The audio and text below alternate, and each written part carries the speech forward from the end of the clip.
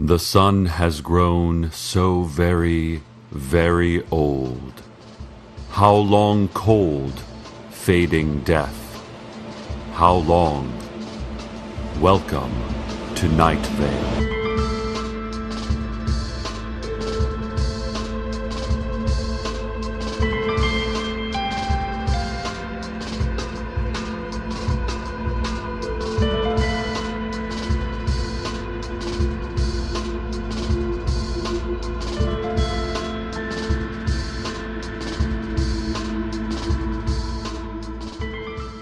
Our top story. Last night's Night Vale PTA meeting ended in bloodshed as a rift in space-time split open in the Main Street Recreation Center auditorium, setting loose several confused and physically aggressive pteranodons.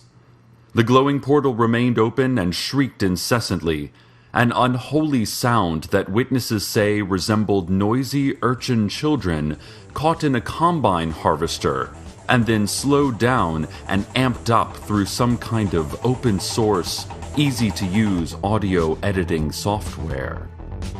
The pteranodons mostly attacked women with glasses. Authorities are still unsure why, as Night Vale's only flying dinosaur expert, Joel Eisenberg, still has not recovered from last year's bout with throat spiders.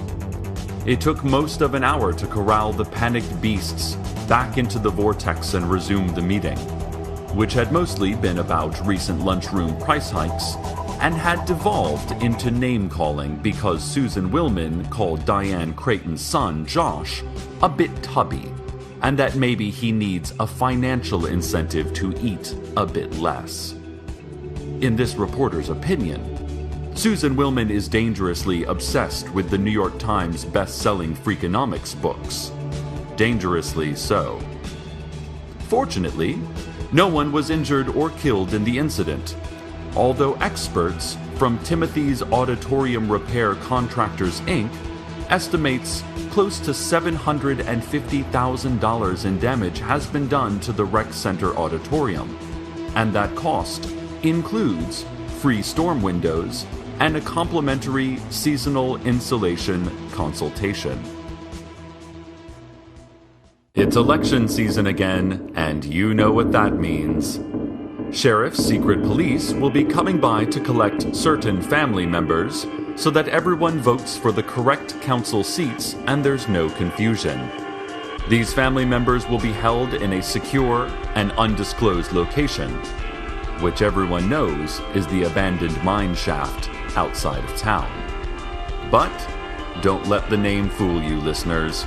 It's been used for years for so many kidnappings and illegal detentions that the abandoned mine shaft outside of town is actually a pretty nice location these days, featuring king-size beds, free Wi-Fi, and HBO. Also, torture cubicles, but I don't think anyone's going to make the council use those. Remember, this is America. Vote correctly, or never see your loved ones again. This message brought to you by the City Council.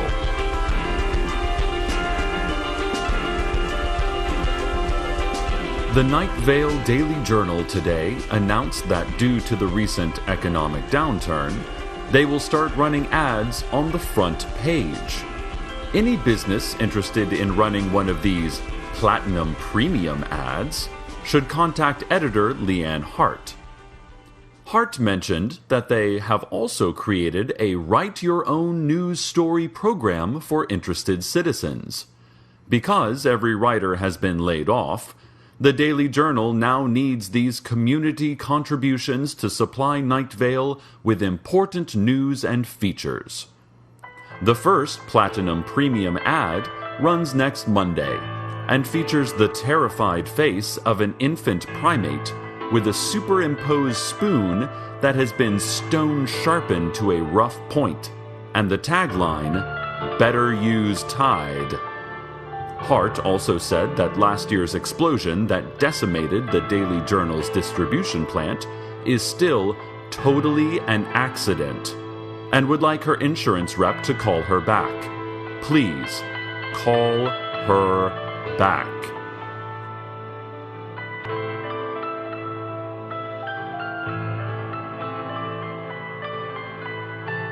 This just came across the wire. The secret police have issued a new statement shedding more light onto last night's PTA meeting incident. The noisy portal and subsequent dinosaur attack that brutally interrupted discussion of swing set repairs on the elementary school playground stayed open long after Recreation Center employees thought they had rounded up all of the ancestral avian beasts. And authorities warn there is still at least one more pteranodon on the loose. Citizens should cover themselves with a low SPF sunscreen and hide in a tiled bathroom. Several curious handball players in the court next to the auditorium actually popped their heads into the portal just to see what was on the other side of the vortex, and came back dramatically changed. The players aged several thousand years in what bystanders experienced as only a few seconds. Those handball players now straddle the unenviable border of millennially wizened and cripplingly insane. Since psychological and emotional damages are no longer considered valid claims by the greater medical insurance community, we are still reporting 0 injuries.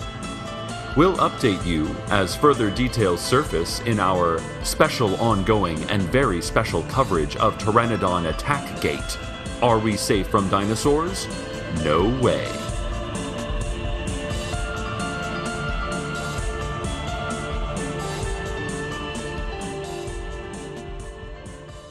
City Council has asked me to read the following message.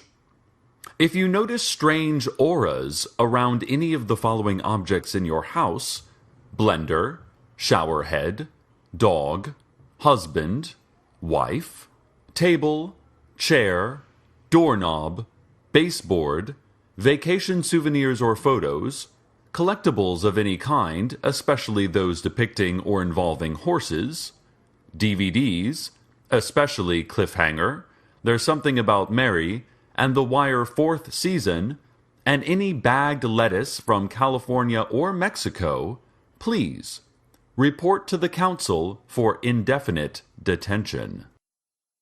Speaking of the City Council, it voted this week to remove the large lead-plated door from the northeasternmost crook of Radon Canyon. You know, the area pulsing with green light and sotto voce basso humming. Proponents of the measure called the large yellow emblem and red lettering that spelled out "Danger, Plutonium, Do Not Open Door, Risk of Death" were, at worst, an offensive eyesore and, at best, a hacky sci-fi cliché. Many Night Vale citizens attended the meeting, including, it was said, several angels. Although no angel is admitted to have been present for the city council meeting or any other event ever, for that matter. Old Woman Josie agreed with the measure, adding that lead is a health hazard, and that the old door was nothing but a ticking time bomb. According to the meeting minutes, Josie said, "That old door. Ooh, that door. Someone's gonna get some kind of lead poisoning." Carlos, beautiful Carlos, tragically shorn of his locks, reportedly was the only dissenting voice, but it is not clear he actually opposed the measure, as the minutes only report him stating, "There is no time, no more time," into a black rectangle in his hand, and then running, winded, from the community hall. According to Old Woman Josie, he was still absolutely perfect and smelled of lavender chewing gum.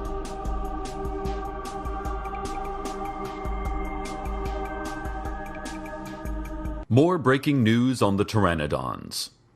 We humbly offer the following retractions from our previous reports. Secret police are now reporting that the offending beasts were not pteranodons after all, but pterodactyls.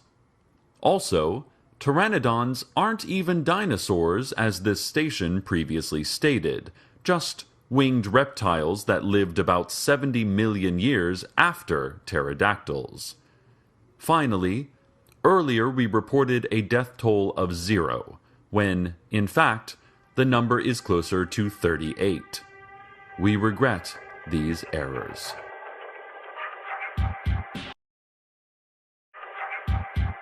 It's almost football season, and the Night Vale Scorpions are gearing up for a defense of their high school division title. But really, as long as we beat Desert Bluffs, fans and hooded figures alike will feel just fine. Coach Nazar Al-Mujahid told reporters he's particularly excited for the progress junior quarterback Michael Sandero made during the offseason, after that sentient lightning bolt struck him and gave him the strength of 2 Jeeps and the intelligence of a heavily concussed Rene Descartes. But if Night Vale is going to beat their bitter rivals this year and stave off the government-administered pestilence that follows a losing season record, Sandero will have to improve his accuracy. Last year, Sandero only completed 2 out of 130 pass attempts, most notably because he was in advanced stages of cerebral palsy and because his throwing hand had been removed due to several overdue library books. Apparently, the off-season lightning strike had healed Sandero of his terminal ailments and court-ordered amputations, and he's ready to take on Desert Bluffs, which is probably the worst team ever. God, they're dreadful. And now, an editorial. Let's talk for a moment about apartment building etiquette. Now, I myself live in an apartment building, and there is a compassion and acceptance you have to have for a certain level of annoyance. It's people in close proximity to each other, and so there will be some things that you don't like and still have to let go. But other things are absolutely unacceptable. For instance, a certain level of strange radiating light or heat on shared walls is expected. But any oozings or visible membranes are rude and thoughtless to all of your neighbors. Gibbering, howling, and chants in long-dead languages are the kind of thing that is fine at 1 p.m., but absolutely not fine at 1 a.m. We are all in this together. Put your trash in the cans, not in the hallway leading to the cans. Put on some clothes when standing in front of your windows, and keep any rituals or crazed experiments to hours in which no one is trying to sleep. It doesn't have to be hard. We have a very unexpected treat today, dear listeners. Live in the studio, we have one of the mysterious hooded figures often seen around town. We did not actually invite him here. He just was waiting for us when we unlocked the studio this morning. He has not moved nor spoken since then, and I'll be honest, I am only guessing that he is a he, because physical attributes are hard to determine under these robes, and the face is entirely hidden in shadow as empty and as black as the void of space. But hey, we're doing radio. He's in a radio station. Let's see if we can get an interview. Mr. Hooded Figure, how are you doing today? Ah, okay. Care to comment on the recent expansion of the Forbidden Dog Park? Any comments at all? Anything you'd like to tell the ordinary folk of Night Vale about your organization?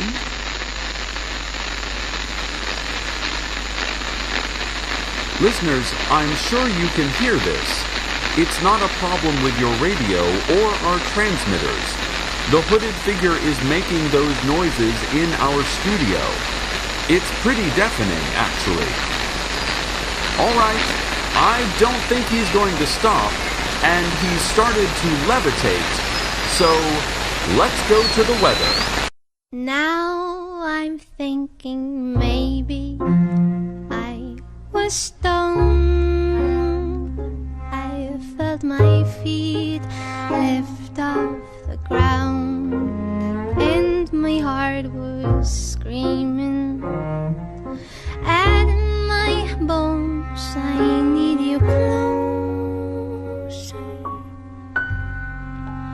As he's in the middle of the street, then I pretend he's mine to keep. Cars are running fast on both sides of his head. His eyes say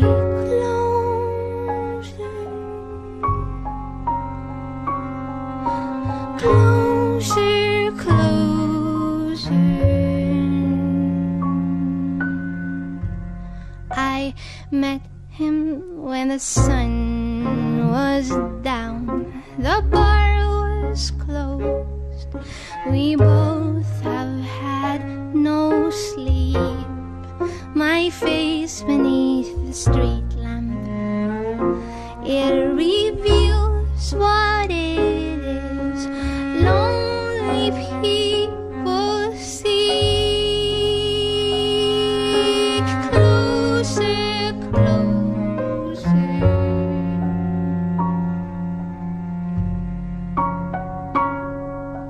Closer, closer.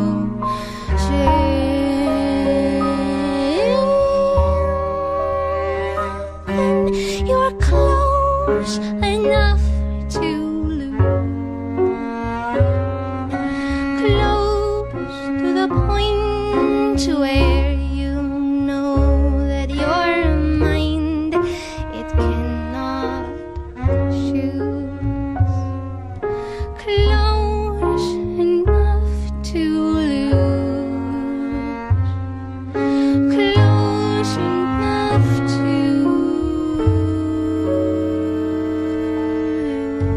lose your heart. Now I'm thinking maybe I was stoned. I felt my feet lift off the ground, and my heart was screaming at my bones. I need you closer, closer, closer.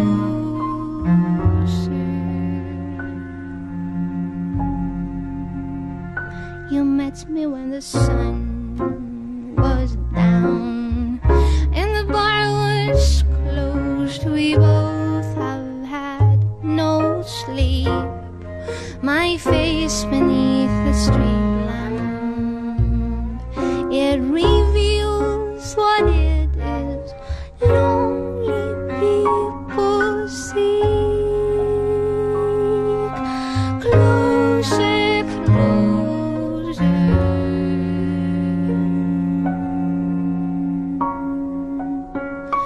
Closer, closer.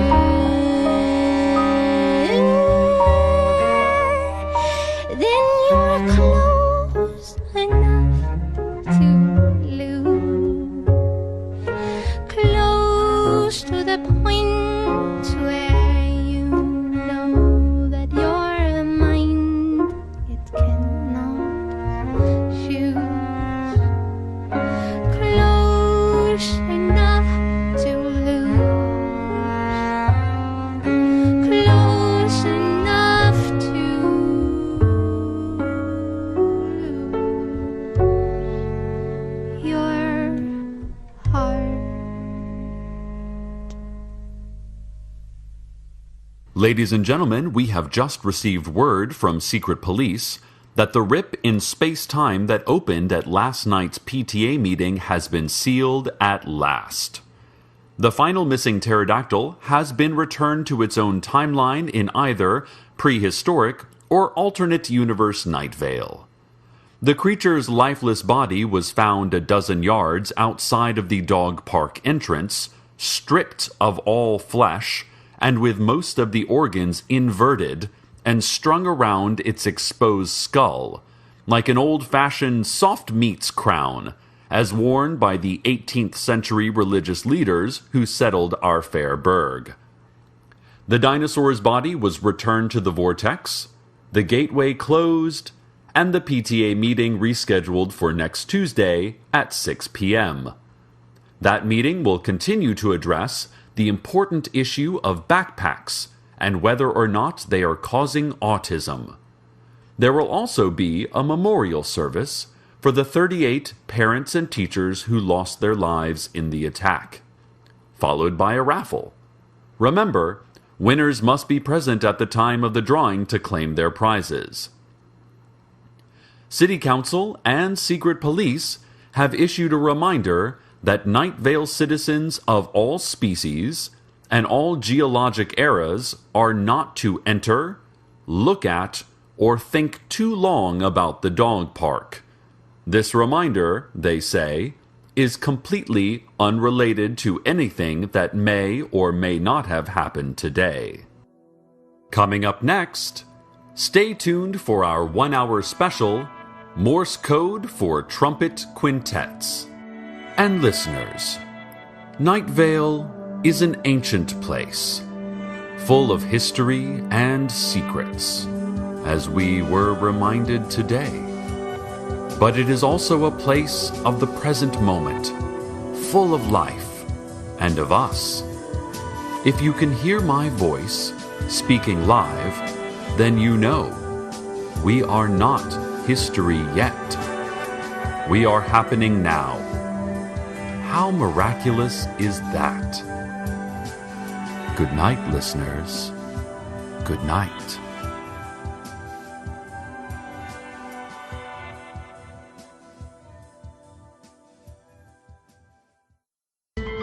Welcome to Night Vale is a production of Commonplace Books. It is written by Joseph Fink and Jeffrey Craner and produced by Joseph Fink. The voice of Night Vale is Cecil Baldwin. Original music by Disparition. All of it can be downloaded for free at disparition.info. This episode's weather was Closer by The Tiny. Find out more at thetiny.net. Check out commonplacebooks.com for more information on this show, as well as our books on the unused story ideas of H.P. Lovecraft and what it means to be a grown-up. Today's proverb: what has 4 legs in the morning, 2 legs at noon, and 3 legs in the evening?